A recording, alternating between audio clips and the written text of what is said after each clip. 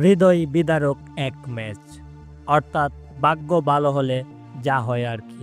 খুলনাকে কাঁদিয়ে বিপিএলের ফাইনালে চিটাগং কিংস। আলিস ইসলামের এমন ব্যাটিং দেখে একে বললেন সুনীল নারিন। হ্যাঁ প্রিয় দর্শক, জিততে হলে লাস্ট ওভারে প্রয়োজন 15 রানের।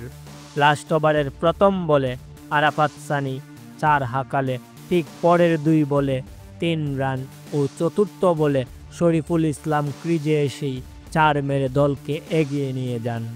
অর্থাৎ লাস্টে 2 বলে মাত্র 4 রানের প্রয়োজন ছিল। পঞ্চম বলে ক্যাচে তুলে আউট হয়ে যান শরীফুল। আর ঠিক সেই সময়টাই অনেকেই ভেবে নিয়েছিল ম্যাচটা খুলনা জিতেই গেছে। তবে সেই ম্যাচকে গুড়িয়ে দিয়েছে বাংলার সুনীল নারিন খ্যাত আলিস ইসলাম। এর আগে আলিস ইসলাম 6 বলে 13 রান করে ইনজুরিতে পড়ে ক্রিজে ছাড়েন।